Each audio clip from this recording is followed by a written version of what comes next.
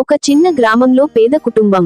నలుగురు కుటుంబ సభ్యులు, తండ్రి, తల్లి, అన్నయ్య, చిన్ని అమ్మాయి మేఘ. ఆమె కళ్ళలో పాఠశాల కాదు, కలల ప్రపంచం ఉంది. కానీ కుటుంబంలో ఆర్థిక పరిస్థితి బాగా లేదు. మేఘ ఇంటర్ టాప్ వస్తుంది. తండ్రి ఆనందంతో ఊగిపోతాడు, కానీ ఆమె చదువు కొనసాగించడానికి డబ్బు లేదు. తల్లి కన్నీళ్లతో చెబుతుంది, నీ అన్నయ్య చదువు మానేసి ఇప్పుడీ పనులు చేస్తున్నాడు. ఇప్పుడు నీ స్థానం అతని స్థానం కంటే గొప్పదిగా మారాలి. మేఘ కాలేజీలో చేరుతుంది.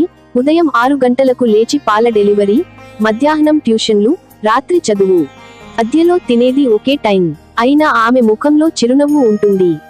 సెల్ ఫోన్ లేదు, డ్రీమ్ లేదు, డేటింగ్ లేదు. ఫోకస్ ఒక్కటే, తన కుటుంబాన్ని గెలిపించాలి. అంతేకాదు, తన చదువు పూర్తి చేసి ఐఏఎస్ అవుతుంది.